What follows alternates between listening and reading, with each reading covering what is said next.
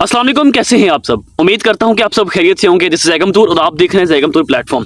ये वीडियो आपने बड़े ही ध्यान से देखनी है, बड़े ही सोच समझ के देखनी है और कोशिश करें कि इस वीडियो को सेव करके अपने मोबाइल में रख लें।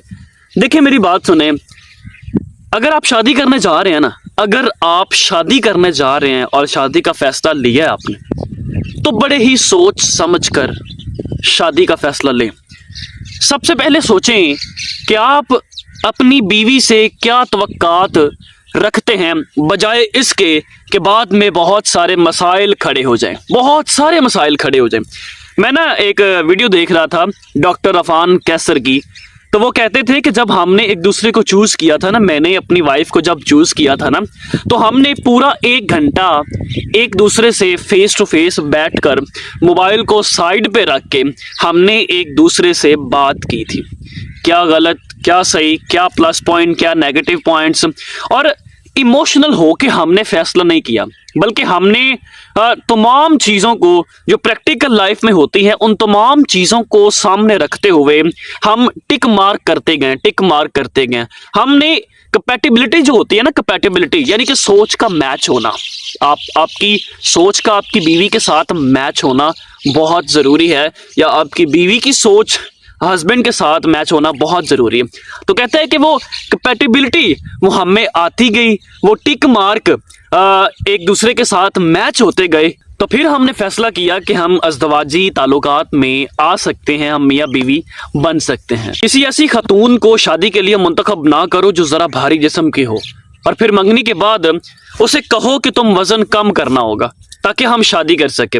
किसी ऐसी लड़की को ना चुनो जो मेकअप करती हो, और फिर उसे कहो कि मेकअप ना लगाओ, मुझे ये चीज़ बहुत नापसंद है। किसी ऐसी लड़की के पास ना जाओ जो जीन्स पहनती हो, और फिर कहो कि बराए करम मैं चाहता हूं कि मेरी बीवी अबाया और स्कर्ट पहने। किसी ऐसी खातून से रिश्ता ना जोड़ो जो आज़ादाना बाहर जाना पसंद करती हो, और फिर उसे घर में रहने पर मजबूर करो ये कहकर कि मैं चाहता हूं कि मेरी मंगेतर घर में ही रहे। किसी तालीम याफ्ता, समझदार और आज़ाद ख्याल खातून से रिश्ता ना बांधो, और फिर उसे कहो कि मुझे घरेलू बीवी चाहिए, तुम्हें नौकरी छोड़नी होगी। किसी समाजी और लोगों से घुलने मिलने वाली लड़की से मंगनी ना करो, और फिर ये तवक्का रखो कि वो अपने दोस्तों और ख़ानदान से दूर हो जाए और सिर्फ तुम्हारे लिए अनफरादी हो जाए। किसी पतली लड़की को मुंतखब ना करो, और फिर उसे कहो कि वजन बढ़ाओ, मुझे भरे जिस्म की खवातीन पसंद है। किसी छोटे कद की लड़की से मंगनी ना करो, और फिर उसे कहो कि तुम लंबी क्यों नहीं हो सकती। किसी लंबी कद की लड़की से रिश्ता ना बांधो, और फिर उसे हील पहनने से मना करो कि तुम्हें मेरे कद से लंबी नजर आना अच्छा नहीं लगता।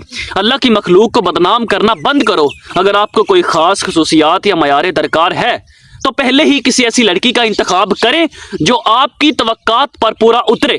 किसी की जिंदगी में दखल होकर उसे अपनी मर्जी के मुताबिक बदलने की कोशिश ना करे, और फिर बाद में गैर माकूल वजूहात की बना पर रिश्ता तोड़ दें। पहले आईने में अपना जायजा लो और उन खामियों को देखो जो तुम्हारे अंदर हैं, जिन्हें वो कबूल करते हैं। अगर तुम वाकई किसी से मोहब्बत करते हो तो उसे उसी तरह कबूल करो जैसी वो है। उसकी शक्ल, जिस्म, आदात और ख्यालात के साथ मोहब्बत करो यार। मोहब्बत तब्दीली पर मुनहसर नहीं, यह गलत फहमी ना पालो कि मोहब्बत में लोग एक दूसरे के लिए बदल जाते हैं। बाज लोग तुमसे बेहद मोहब्बत और अकीदत रखते हैं, लेकिन अगर वो तुम्हारे मुतालबात के कायल नहीं तो वो अपनी फितरत को बदलने के काबिल नहीं होते। ऐसे लोग अगर अपनी असल शख्सियत खो दें तो वो तुम्हारे साथ रहना बर्दाश्त नहीं कर पाएंगे, क्योंकि वो सलसाल नहीं है कि तुम उन्हें अपनी मर्जी से ढाल सको। हर शख्स की अपनी नशोनुमा और अकायद होते हैं। हर फर्द अपनी परवरिश, माहौल और तजुर्बात से मुतासर होता है, बिल्कुल तुम्हारी तरह। लिहाजा कोई भी शख्स उस वक्त तक नहीं बदल सकता जब तक कि वे खुद उस तब्दीली को कबूल ना करे। अपने इंतखाब में ईमानदार रहो। अगर तुम किसी ऐसी शख्सियत के साथ रिश्ता जोड़ते हो जो तुम्हारी तरजीहात से मुख्तलिफ हो, तो उसकी ज़िंदगी को बर्बाद करने से गुरेज करो।